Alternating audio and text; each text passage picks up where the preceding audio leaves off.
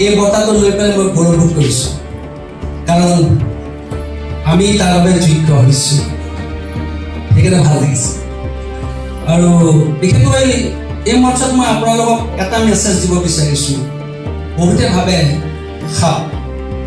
সাপটো এটা বিৰাট বিষাক্ত বস্তু, সাপে বাইট পৰিব, দংশন কৰিব, মৃত্যু হ'বই। এইবিলাক কিন্তু আগৰ দিন নাই, এতিয়া দিন সলনি হ'ল। আগতে এণ্টিভেনম যিটো সৰ্পদংশন, এইটো অসমৰ 2-3খন হস্পিটেলত আছিলে, কিন্তু 2023 অসমত সৰ্পদংশনত ভাবিব নোৱাৰিব 150 অধিক মানুহৰ মৃত্যু হৈছিলে। অসমত 150 অধিক মানুহ মৃত্যু হৈছিলে। এইটো চৰকাৰী তথ্য, চৰকাৰৰ তথ্য আছে। তেতিয়া মই 2023 চৰকাৰলৈ চিঠি দিলোঁ, মেইল কৰিছোঁ, মিডিয়াৰ জৰিয়তে জনাইছোঁ যে অসমৰ প্ৰত্যেক জিলাত চৰকাৰী হস্পিটেলবিলাকত এণ্টিভেনম দিব লাগে। প্ৰথমতে 4খনমান হস্পিটেলত আছিলে, Dibrugarh medical, Guwahati medical, Tezpur mission আৰু বিশ্বনাথ চাৰিআলি এখন আছে কেইটামান, বাকী ক'তো নাপায়। সৰ্পদংশন হ'লে বেজৰ ওচৰলৈ যায়, বেজে ভাল কৰিব বুলি। সেইখিনি অকণমান কম, আপোনালোকে শুনক, কাৰণ এতিয়া গৰম আহি গৈছে, সাপৰ সংখ্যাটো বাঢ়ি আহিছে। আৰু অসমতো চবতকৈ ভয়ংকৰ সাপটো আছিলে ৰাছাল ভাইপাৰ। মই 8টা ৰাছাল ভাইপাৰ ৰেস্কিউ কৰি গুৱাহাটীত যোগ দিছোঁ।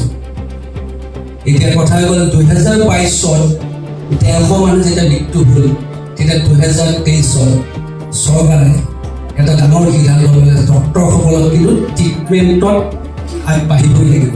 প্ৰত্যেক জিলাৰ ডক্টৰসকলক চৰকাৰে এইটো বান্ধি দিলে, কৰিবই লাগিব, চিকিৎসা কৰিব লাগিব।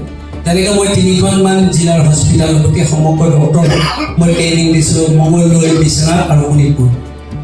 আজি কিন্তু এই যে 2023 যেতিয়া দিলোঁ, তেতিয়া চৰকাৰে কিন্তু এটা বিৰাট সুন্দৰ পদক্ষেপ কৰিছিলে। কিন্তু চৰকাৰক আমি শলাগিব লাগিবই।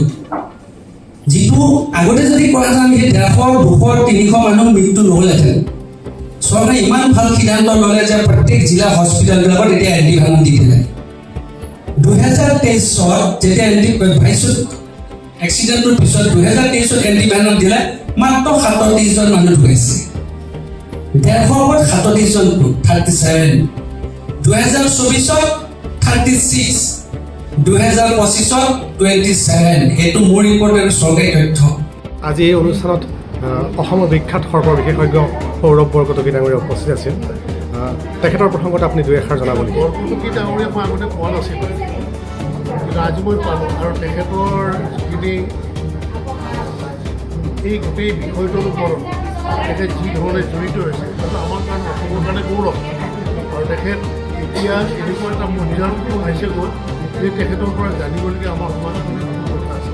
সেইকাৰণে মই তেখেতক অনুৰোধ জনাইছোঁ যে অসমৰ গ্ৰাম্য অঞ্চল আমি বহু ক্ষেত্ৰত মিছকনচেপ্ট লৈ পেলাই যে সাপে খুটিলে কি ধৰণে আমি তাৎক্ষণিকভাৱে যিবোৰ পদক্ষেপ ল'ব লাগে তাৰ পৰা আঁতৰি বেজ বিচাৰোঁ বা পুৰণা পদ্ধতিত আমি চিকিৎসা কৰিব বিচাৰোঁ, যাৰ ফলত মৃত্যুমুখত পৰে।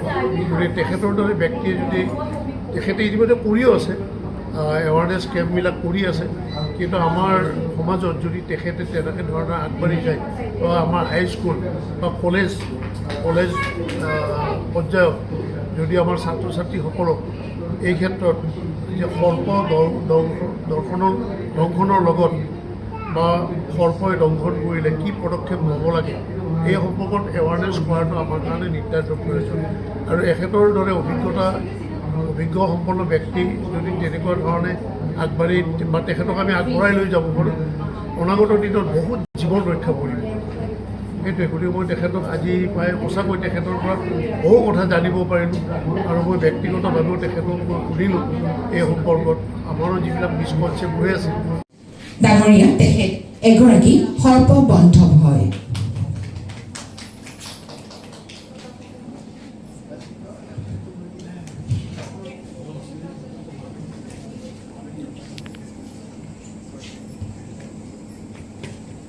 আন্তৰিক ধন্যবাদ জনাইছোঁ। আৰু এইবাৰ হয়, সৰ্পদংশনৰ ক্ষেত্ৰত আপুনি কিবা এষাৰ জনাম বুলি জনাইছিল। মই আজি যিটো পাইছোঁ মই মালাগাছৰ আৰু সকলোকে মই তেওঁলোকক ধন্যবাদ জনাইছোঁ। একচুৱেলি সৰ্পদংশনৰ মানুহৰ মৃত্যু সংখ্যাটো পূৰ্বতে যেনেকৈ আছে এতিয়া নাই। 2022 চনত মানুহৰ মৃত্যু আছিলে 150। 2022 যেতিয়া মৃত্যু হৈছিলে তেতিয়া আমি মিডিয়া বা চৰকাৰে আমি জনাইছিলোঁ যে অসমৰ প্ৰত্যেকখন জিলাতে এণ্টিভেনম লাগে, প্ৰত্যেক জিলা গভৰ্ণমেণ্ট হস্পিটেল লাগে। পূৰ্বতে তেনেকৈ নাছিলে। পূৰ্বতে মাত্ৰ 4খনমান হস্পিটেলত আছিলে। গুৱাহাটী মেডিকেল আছিলে, ডিব্ৰুগড় মেডিকেল, তেজপুৰ মিছন, কেটলা, এনেকৈ 4খনমানে আছিলে। আৰু পূৰ্বতে মানুহে কি কৈছে সৰ্পদংশ কৰি জৰা ফুকাটো প্ৰথমে কৰিব বিচাৰিছিলে আৰু জৰা ফুকা কৰাৰ কাৰণে সংখ্যাটো মৃত্যুৰ সংখ্যা বেছি হৈ গৈ আছে। যেতিয়া আমি সজাগতাটো বঢ়াই দিলোঁ, স্কুলে কলেজে গাঁৱে বিভিন্ন জেগাত গৈ সজাগতা বঢ়ালোঁ আৰু চৰকাৰে সেই সময়তে আমাৰ কথা শুনি 2022 চনৰ পৰা যেতিয়া কেছ 150 মানুহ মৃত্যু ৰাখিলে, তেতিয়া 2023 চনত অসমৰ প্ৰত্যেক জিলাতে এণ্টিভেনম দিয়াৰ ব্যৱস্থা কৰিলে। আৰু 2023 অসমত বহুতখিনি ডক্টৰক আমি প্ৰশিক্ষণ দিব লগা আছে। মই 3খনমান ডিষ্ট্ৰিক্টত মঙলদৈ, শোণিতপুৰ আৰু বিশ্বনাথত দিছোঁ। আৰু আজি এইটোৱে ভাল লাগিছে যে 2022 যদি 150 মানুহ গৈছে, 2023 37 জন, 2024 36 জন, যোৱা 2025 27 জন। এই মৃত্যুৰ সংখ্যা যে হ্ৰাস হৈছে, কমিছে, এইটো সজাগতাৰ লগতে ৰাইজৰ চৰকাৰৰ সহায় সহযোগৰ বাবে। আৰু মই একেবাৰে চৰকাৰক ধন্যবাদ জনাইছোঁ। আৰু ৰাইজলৈ মই এটা ৰাখোঁ, সৰ্পদংশনৰ যদি ভয় আপুনি ভাবিছে ৰাতি কিবা কাৰণে আমাক গজালেও বিন্ধিব পাৰে, ভয় খাইছে, আপুনি তৎকালীন এটা কাম